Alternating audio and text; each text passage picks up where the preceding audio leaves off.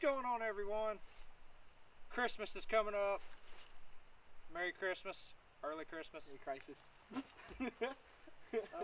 We're going to talk a little bit about Christmas gifts for fly fishermen, what you need, what you don't need. I mean, if you're buying it for your personal self or if somebody's buying a present for you. We're going to talk about some stuff that some people get overwhelmed with. For one, starters. You don't have to spend a ton of money if you're getting into fly fishing. This is an Eagle Claw, 6.5 foot. It says 2 to 6 pound. Whatever that means. Whatever that means, because this is a fly rod, not a spinning rod. I'm gonna assume that means whatever you want to put on it. Got it paired up with just a cheap reel. Actually, it's not, but you can put a cheap reel on it. Like these things because they're pretty much indestructible. You can do whatever you want to with them. It's not going to break. And they probably won't break unless you actually did like that with it really hard. These things are probably running like all together like 50 bucks. So yeah, there you go. Maybe not even that. Yeah, not even that. So perfect for a kid, perfect for anybody that's not sure if they want to get into it. And they work. Really good for pond fishing. I'll catch a lot of brim and stuff on that. It's just a fun little rod. All right, moving on. A net. It's always a good present. Doesn't have to look like this. It could be a Frabill net like that. They 17 bucks. They make smaller versions of this, and it's a lot more beneficial than those little bitty ones that you get from Walmart that are like 12 bucks. Cortland nets. Yeah, because they're only about that shallow and they're not going to hold anything. This thing can hold up to a 30-pound striper or a 3-inch wild rainbow if that's what you want to put in it. This one's a little bit more expensive, a little bit longer handle. Still, you don't really need it though. And it's better for the fish too. It doesn't, you know, a lot of times when you got them in a small net like that, you're keeping them out of the water. And then you always see the guys that are out there, they get the net like this, the fish is up here flopping around, flops out, tugs up stuff, breaks it off. Then you're having a great day. Something that you do not need to buy, unless you are a guide and actually use this thing Every day. you do not need a long-handled net. So I see it all the time. You got guys like this that are reaching out there. For one thing, it's kind of heavy. You can't move it that fast. And they do this, and they either barely get the fish or they end up losing it.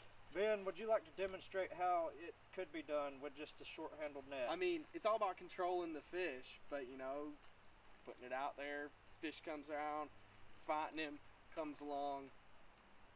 I mean, that's all it takes. That's all it takes. So one step forward.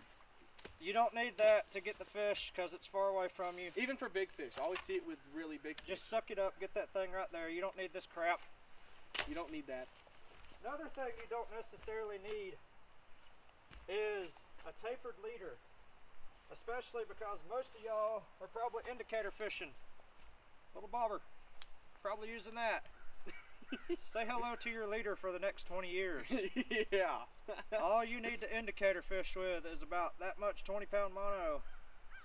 Perfection loop. Tie your tippet off with off that perfection loop. Put your indicator right above the perfection loop. Put your indicator right there. It's going to turn over nice. You're not going to have a long belly. You're not going to have a lot of sag in that system. It's just going to be a little bit to cast, indicator, tippet, fly. And there you go. So that's right. If you are a dry fly fisherman, yes, you will definitely need some tapered leaders because it does help roll out, helps a better drift when you have a tapered leader with a dry fly, and it just presents it better. So if you're into dry fly fishing, that's all you need. And for dry fly fishing, recommend high and dry floating. Or Flyagra, if you can find some. Yeah, if you can find that stuff, it's really good, but it's got butane in it and it smells like gas. So if you like to smoke or you play with lighters, probably not the best option because it will blow up. It will blow up. So get you some of this or get you some Flyagra, either one. And that Flyagra works really good because it'll hold on to your leader pretty well. So like fishing a dry fly, sometimes having that leader float a little better can help a lot too. Something else that I will say, if you are looking for a Christmas gift for somebody, a nice little box of flies, or just a fly box in general. I like these little full and mill or tacky style boxes if it's just like a day pack. But if it's somebody that, you know, already has a lot of flies and has a lot of boxes, yeah, one of these page page boxes here. Opens up. You can hold a bunch of flies in just one. Yeah, you can put a lot of flies in those. These are kind of pricey, but a lot of people like them. They're built very well. Those are based off a C&F box, which is a really expensive box, but those are a cheaper version that run about 20 bucks. So that's a great gift for somebody, especially like Ben said, if you're fishing a lot, you got a lot of flies, somebody's looking for something, you know, or somebody asks for a fly box. That's a good option because you can put, you know, 900 plus flies in that thing. This one holds about, I don't know, maybe 120 or so, but great present. However, I will also say, if you're just getting into it, you do not need a fly box if you don't want to spend a whole lot of money. No. You go to a fly shop, yes, you buy you some flies, you get these little cups. I fish out of these things almost more than my fly box. and boxes. They can hold a whole bunch of crap. I don't know how many So, they can, a lot. You can put anything in there, so you know, have at it, have some fun. So that's another Now, for the people, for your experienced angler that's, you know, that's either been Euro nymphing for a while or has been, you know, doing it a long time, wants to get into Euro nymphing, but especially if they've been doing it a while, a nymphing rod and a nymphing reel. This is a Thomas & Thomas Contact 2 10-foot 2-weight. It's a great rod. It's a little bit, I say a little bit, but it's in the upper end range.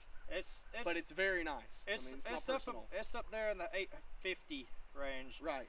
But I will say, if you're not looking to spend a ton of money, and somebody's wanting to get into Euro nymphing, you know, if one of these is way out of your price range, which it is for a lot of people, say you got 150 to, well, more like 200 to 350 range, you can get Syndicate. Orvis Clearwater, you can get a Syndicate P2, an Echo Shadow 2, an Echo Carbon XL, I think they are, and they're actually like 169, so they're the lower end of that.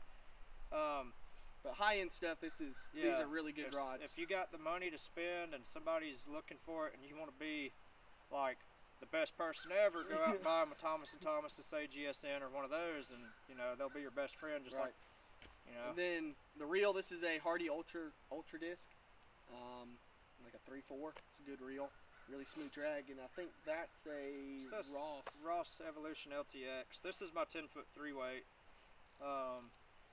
And a couple other things, like say you want to buy somebody something and you really don't know what to get them. Go get them some tippet. You know, it doesn't have to be expensive stuff, or even better than that. Go buy a spool of Berkeley Vanish or Seaguar Red Label 4-pound test if you're a trout fisherman. That stuff works just as well as tippet, unless you're fishing like 7 and 8X. But if you're comfortable tippet range is 3, 4, and 5X, just go get you some Berkeley Vanish or some Red Label, and it works just as well, and it's a heck of a lot cheaper. You get, you know, 300 yards for 15 bucks instead of 30 yards for 20 bucks, which sucks. It does. You know, but so works good for guiding. Works good for guiding. It's great for clients when they tangle up the trees and all kinds of bull crap. You never know what you're gonna deal with. So, but yeah, some thoughtful Christmas ideas. I don't know how much that helped, but it might have. Maybe a little bit. But yeah, well, we're gonna get out here and go catch some fish. So we'll see you guys later. Let's do it. Oh, what are we eating for lunch, for supper?